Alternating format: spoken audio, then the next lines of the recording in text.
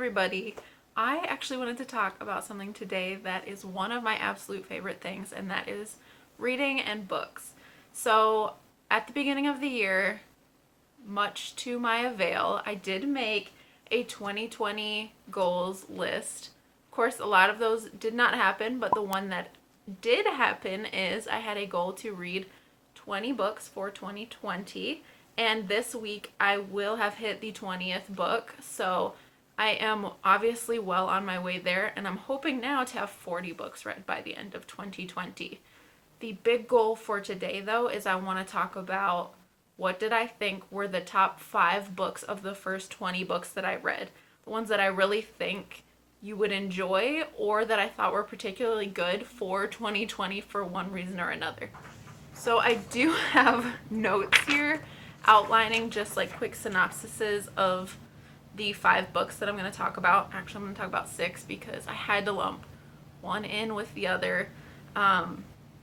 So I'm going to talk about these 5, but I'm not going to do any spoilers or anything. I'm going to try to keep it to things that you could essentially read on the back of the book, or you would find out in the first few pages, just so that you don't feel like you already know everything that is going to happen.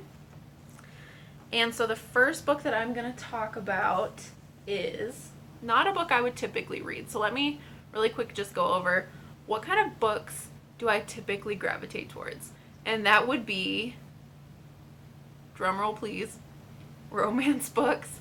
I am a part of the cliche of girls who really love romance books. But I am trying to split that up with other genres, whether that be like memoirs, autobiographies, self-improvement books. So I will also be talking about 2 books out of the 5 that are not typical books that I would normally read, but I also thought were amazing reads in general. Whether you like these genres that I'm talking about or not, they are just all around an amazing book. So the first one that I'm going to be talking about is Becoming by Michelle Obama. This is a pretty long book. It's about 420-ish pages, give or take, and the font is not huge in there. So it did take me a little while to read. However, I gotta say, this is a great book for this year in specific, because talk about an inspiring story. Whether you like the Obama family or not, this was just such a good read, and it really does show that you can come from absolutely nothing, and whatever work you put into something is what you are eventually going to get out. So my big thing was this was inspiring. This made me feel empowered when I read it. And especially at the time of me reading it, that is what I needed.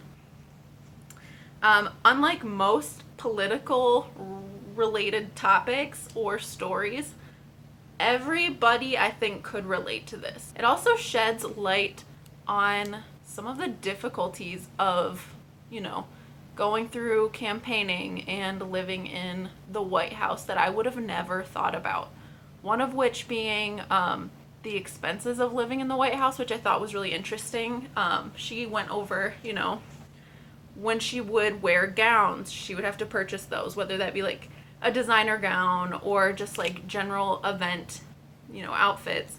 It's up to the family to purchase those, just so there's not a hidden agenda in there of bribery, unless they decide that they are going to donate those pieces to a museum or something along those lines after they've worn it. Another thing is any events that they held at the White House was actually on them to pay for. So one of the things she was talking about was just how incredibly expensive a life it was to live in the White House.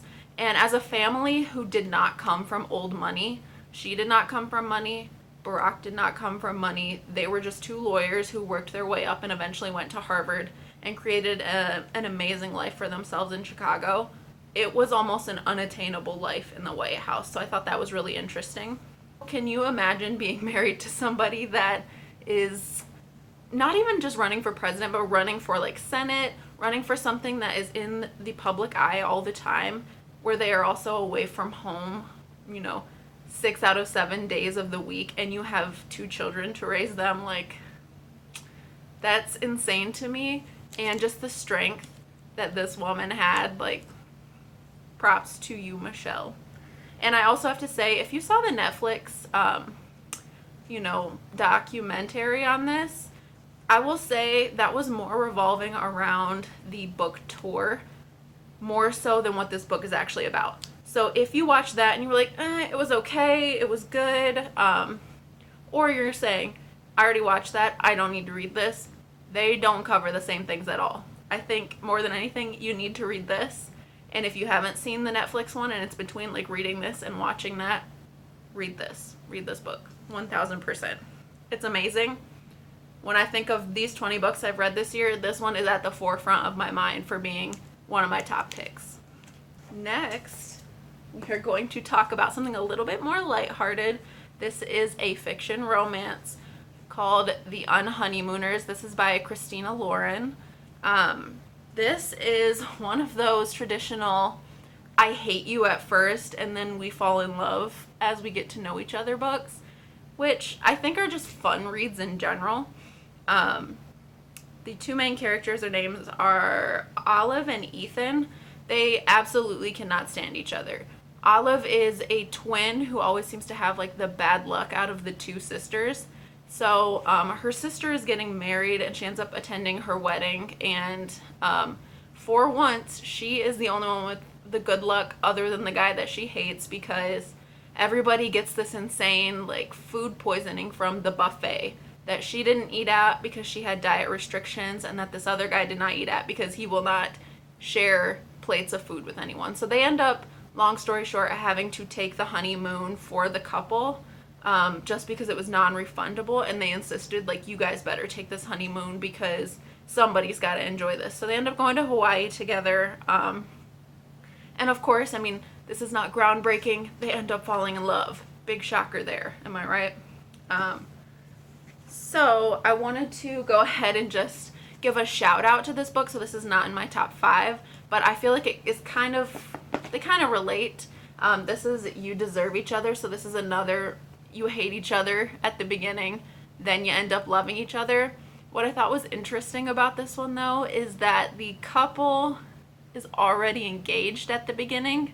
So they definitely did love each other at first, but they were both kind of pretending. They were not showing their true colors.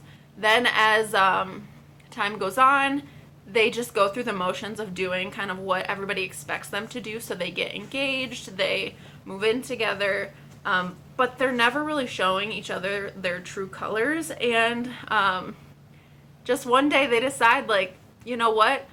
One of them is like, I am going to be so horrible that I'm going to make you call off the wedding so you look like the bad guy. And then the other person is like, well, you know what? Two can play at this game. I'm going to be horrible so you look like the bad guy and call off the wedding. So I will say this is a humorous book, and it is petty as all get out. So at the beginning, I think it's just like a fun read because you're like, how are these people going to torture each other now? And I think it's just an enjoyable book. I'm not going to say it's like an amazingly written, just top of the notch piece of literary amazement, but it was fun to read. And I think I read it in maybe like a day, which I do read quickly. If you know me in my daily life, you will know that I typically can read a book in 1 to 2 days, depending on the subject matter and how long the book is. But I did just want to give this a shout out because it was fun to read, and these are both we hate each other and then we love each other stories. So yeah. The next one that I'm going to talk about, and forgive me if I pronounce this author's last name wrong, this is The Bride Test by Helen Huang. I think that this book was really interesting because it's a little bit different than your typical romance. I feel like it introduced some topics in there that I feel like a lot of books like that do not talk about. So there were some definite topics that were a little bit deeper. So there was the subject of arranged marriage, there was autism involved, and the two main characters, they are Kai and Esme, and they are Vietnamese. And so essentially Kai's mom, Kai is autistic and essentially just has a lot of trouble with relationships. He's never had a girlfriend, but he is very successful in his career. And his mom goes over to Vietnam and she finds this lovely girl who she really liked the qualities about. She was very hardworking, and she essentially arranged this marriage for her son Kai, just based on, this one day of meeting this girl. And I thought it was just like a really charming book, and it had really great character progression throughout. And I feel like it was a little bit deeper than normal. And she had a daughter to take care of that she had to leave in Vietnam. So she did have, I don't want to say bad intentions at the beginning, but it is definitely more of a traditional culture over there, and arranged marriage is not taboo by any means. So she did want to make a good wife, but also she wanted to make a good life for her daughter. And that was her initial reason for wanting to do this. And of course, as she got to know Kai, she did fall in love with him. And this is also a very quick read, in my opinion. So even if you are somebody, if you like this genre, this would not take you very long to get through. And there's not anything difficult about the concepts. It's not hard to follow. But one of the things I would say is that because, this is a Vietnamese family, there are some names and some words that you probably are not going to know how to pronounce. I think that's fine. I mean, you're reading it, for yourself. But that is one thing that I will point out, is maybe there might be some pronunciation issues that you could have with it. And then let me just reference my notes and see if there's anything I forgot about that. I guess the only other thing I wanted to mention is she did also write this book called The Kiss Quotient that actually came before this book, and I did read them both. I just read this one before I read the other one, but you do not need to read them in order, I don't think, to be able to understand, and it doesn't spoil anything. So the other one was very good too. I had a really hard time deciding which one of these I liked more. In the end, I just decided I like this one a little bit more, but The Kiss Quotient is really good too. It's about this girl that has autism as well, and she essentially hires a male escort to teach her how to learn how to be in a relationship and also to have sex, because she has not had really any experience, and I think she was maybe about like 30 years old. So she wanted to learn how to do these things, and it was just a fun story. This guy who was an escort, and she was very wealthy. She was paying this guy, but that one was also a fun read. So I had a really hard time choosing, but if you just had to read one out of The Kiss Quotient or The Bride Test, I do think that The Bride Test is the winner. Next, and I don't have this book with me, my best friend is borrowing it, but I will try to maybe like pop a picture up here somewhere. It is Where the Crawdads Sing by Delia Owens, and this is a book that I probably would have never went near if I had not heard so much about it. So this is not my typical genre. It doesn't capture me if I look at the cover, really, but I had heard a lot being said about it, and I did hear mixed reviews, but overwhelmingly it was generally positive. So that made me really want to read it, and my coworker had read it. So I was like, oh my gosh, somebody has read something that I'm thinking about reading. I need to read this because I never get to talk to anybody about the books that I read. So I did order it, and I will say it reads like it's a true story. So I don't think that it is a true story, but correct me if I am wrong. But as you're reading it, you're like, is this a true story? It's amazing how Delia Owens writes this book, if this did not happen to her or someone that she knew, to make it seem so realistic and immersive that it seems like it did. One thing I will say is it does have a dual timeline to follow, so it does go back and forth between present day and then, back in the 50s and 60s. So this book was set in the 1950s and the 1960s.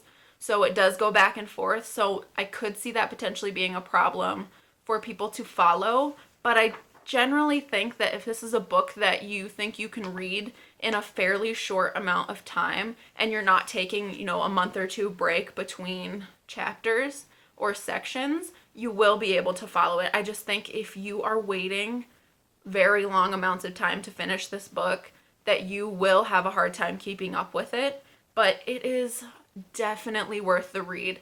It is the last chapter alone makes this whole book worth it, and it has a twist ending, let me just say. So I am somebody that I generally know how a book is going to end. It is almost impossible for me to be reading a book and it doesn't turn out how I think it's going to. This was probably the first book I can even think of in memory that I had no idea it was going to end this way. And I just remember I closed the book and I was just laying there. I had to soak in what I had just read and witnessed. I was shook. So it is a very cool ending, and my best friend's reading it now, so I can't wait to talk to her about it. And I will say, you will have an emotional investment. It is not a super happy story. You're going to be reading it at the beginning, and it is not going to be a feel-good story. You are really going to feel for this little girl. You are going to get invested in the main character, and then the end is going to happen, and you're going to be like, what did I just read? But I highly, highly, highly recommend it, even if it does not seem like your kind of book. So I will give a little bit of a backstory. I don't want to go too far into it, but there is a girl who grew up in the marshlands. I believe it's in Louisiana, and her dad was abusive, and her mom essentially left and left all of the kids with the dad. And slowly, as the kids got older, they one by one left as well.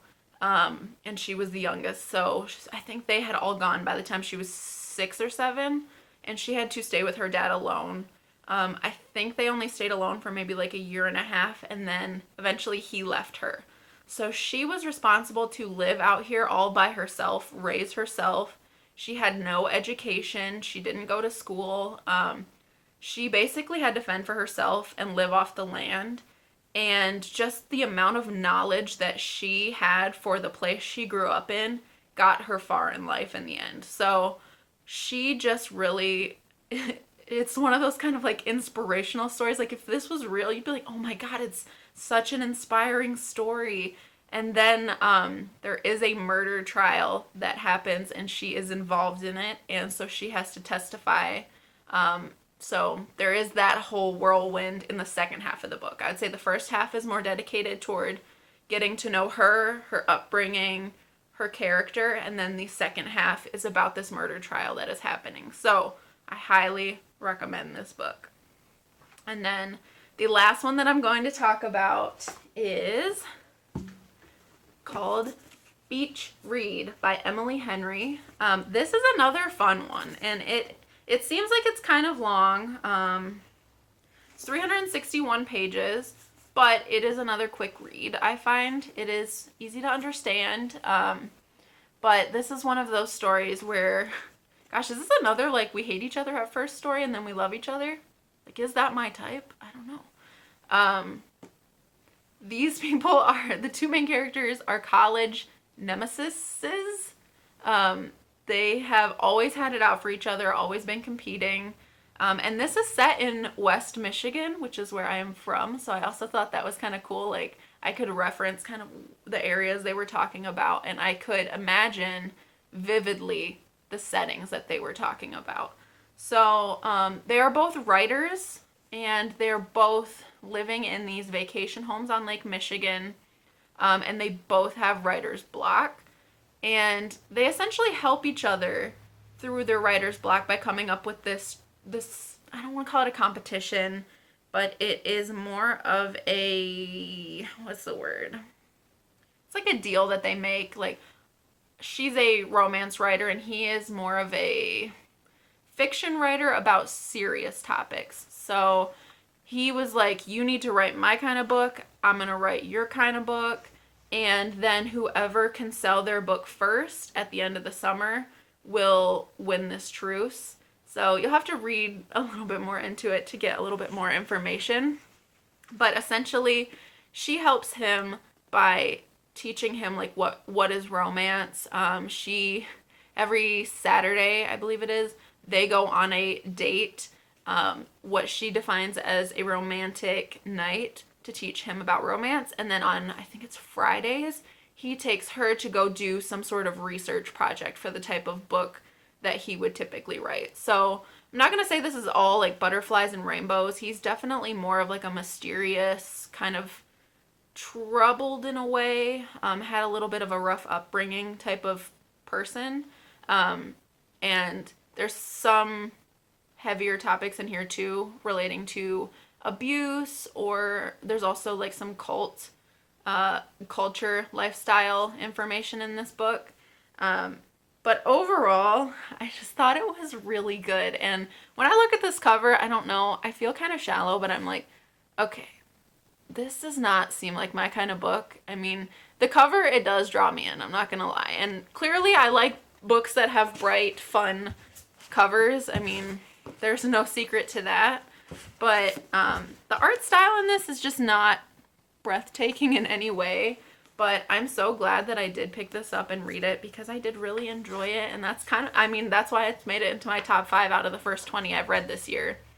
I don't know if anybody else follows Sarah Ray Vargas, but occasionally she does like these book updates every couple of months. And I think she might have talked about all of these at one point or another. I really trust her book recommendations because her and I have a very similar taste in books. We both love the same type of romance fiction type book. I think the only one that her and I didn't agree on that I talked about today was Where the Crawdads Sing. I think she had mentioned she thought it was good. It had a really twist ending, but just was not her cup of tea with the dual timeline, which I get. I know a lot of people that don't like following dual timeline books, but I did think it was really good, and I think it's worth a read. And then one other thing that I want to mention is, I think other than, I'd say Becoming and Where the Crawdads Sing, not so much, but all of these fiction romance books do have subjects of sex in them. They are not like super raunchy, like this is not 50 Shades of Grey. I'll use that for reference because that's what most people probably think of. This is not raunchy like that, but I will say there is no absence of sex in any of these books. So I'm going to put that as a disclaimer. It's not distasteful or anything like that in my opinion. In fact, it's just more fun to read, but don't let that deter you. These are my top picks here. I'm going to take this one out. And then, so these are my top picks along with Where the Crawdads Sing for my first 20 books of 2020. And I hope I will do another one of these around year end when I hopefully reach 40 books read for the year. So I know this topic probably isn't for everybody, but if you do love reading and you have similar tastes as me, please read these books, or if you have already read these books, comment below because I would love to talk about them. I just want to pop on here real quick because I think I wanted to add something additional to this video that I forgot to mention. If you are somebody who is an avid reader, how do you get books at a good price? Because I know for the first, 15 or 16 books that I read of the year, I was buying all of those books. And for somebody that reads a book within a day or two, it's just not realistic. Of course, I always try to justify it being like, oh, when I have a house one day, I'm going to have a library with floor-to-ceiling bookshelves. And I do still have that goal. So I do like the idea of owning all the books I read. But right now, it's just I read so quickly. It just doesn't make a lot of sense. So I did go out and I got a library card. And I was so stubborn about this. And I don't know why, because I don't think I've made like a better decision. Obviously, you can also share between people that you know if you know somebody that reads as well. And then the last thing I wanted to mention that I feel like is the biggest like wow tip is I was buying a lot of books at Target, and if you go to Target, they obviously there is the book printed price. So I'll take Becoming, for example, that I talked about by Michelle Obama. It was $32, I believe, list price. And then Target always does their books like 30% off, always, the list price. Well, go to Target.com because they match, obviously, their website. And the books on Target.com are even more discounted. So I ended up getting the book Becoming. And let me just point out, this was not on sale any more than the 30% off in store. it was on their website on sale for, I want to say like $12 and some change. So it was more than half price off. And I found that with multiple books that I've checked since then. So thank you to the cashier that told me about this, because she was the one who was like, you need to go on our website all the time to look at book prices on there, because we'll price match it and they're almost always cheaper. So always check Target.com if you are in the Target store and you're planning to pick up a book, because it will save you some money. And I just figured I would pop in here and share those with you because I thought that was really good to know. Thank you so much for watching and hearing me and listening to me blabber on about books for, I don't know, 20, 25 minutes. I just want to say a huge thank you, and I will see you in the next video. Bye!